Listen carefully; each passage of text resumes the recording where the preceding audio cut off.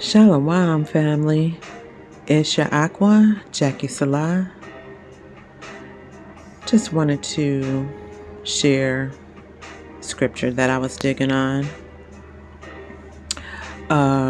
This is about Judge Deborah, who was a prophetess. The story can be found in Judges chapter 4. And I'm just going to read it. It says, when Ehud was dead, the children of Israel again did evil in the sight of the Most High. Again. So the Most High sold them into the hand of Jabin, king of Canaan, who reigned in Hazor. The commander of his army was Sisera, who dwelt in Harosheth Hagoyim. And the children of Israel cried out to the Most High, for Jabin had 900 chariots of iron, and for 20 years he had harshly oppressed the children of Israel. Now Deborah, a prophetess, the wife of Lapidoth, was judging Israel at that time. And she would sit under the palm tree of Deborah between Ramah and Bethel in the mountains of Ephraim. And the children of Israel came to her for judgment.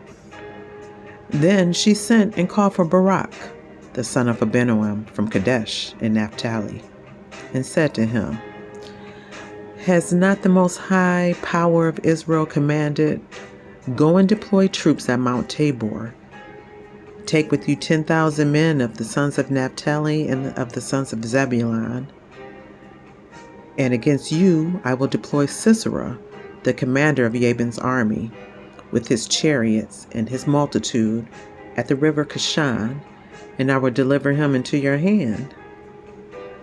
And Barak said to her, if you will go with me, then I will go. But if you will not go with me, then I will not go. So this is the chief of the army in Naphtali. That was his response to Deborah.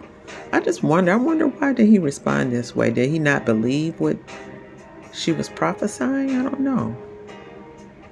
But I like her response. So she said, verse 9, I will surely go with you. Nevertheless, there will be no glory for you in the journey you are taking, for the Most High will sell Sisera into the hand of a woman. Then Deborah arose and went with Barak to Kadesh. And Barak called Zebulun and Naphtali to Kadesh. He went up with 10,000 men under his command, and Deborah went up with him. Now Heber the Kenite, of the children of Hobab, the father-in-law of Moshe, had separated himself from the Kenites, and pitched his tent near the terebinth tree at Zaanim, which is beside Kadesh. Okay, that's close to Israel. The tribes. And they and they reported to Sisera that Barak, the son of Abinoam, had gone up to Mount Tabor. So Sisera gathered together all his chariots, 900 chariots of iron, and all the people who were with him from Harosheth Hagoyim to the river Kishon. Then Deborah said to Barak, up, for this is the day in which the Most High has delivered Sisera into your hand. Has not the Most High gone out before you? So Barak went down from Mount Tabor with 10,000 men following him. And the Most High routed Sisera in all his chariots and all his army with the edge of the sword before Barak.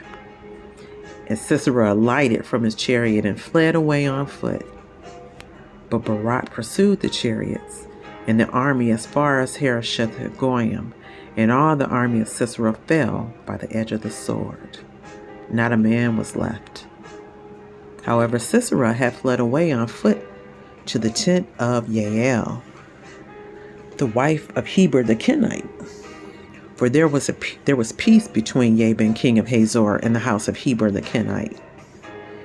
And Jael went out to meet Sisera and said to him, turn aside, my lord, turn aside to me. Do not fear.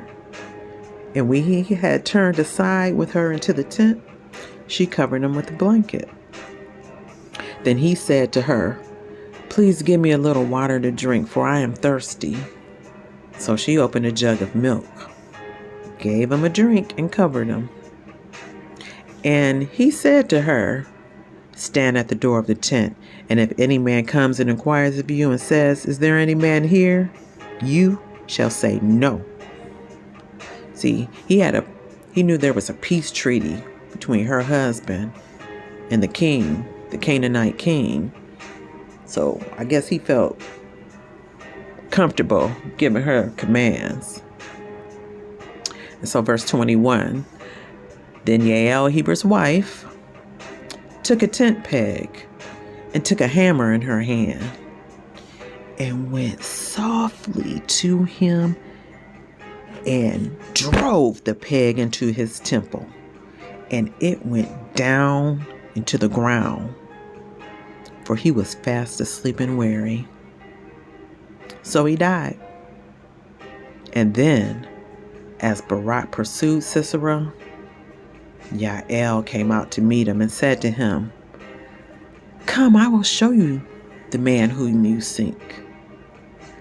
And when he went into her tent, there lay Sisera, dead, with a peg in his temple. So y'all, when she took that hammer and whacked it into that tent peg, and it went all the way down into the ground, do you think she did it with one hit? Or do you think she was just like, tap, tap, tap? I don't know. Either way, that takes some strength. That takes the power of the Most High. Okay? I mean, she took a tent peg. Do you think when she she smashed that hammer into that tent peg, do you think she said, "Oh, wow"?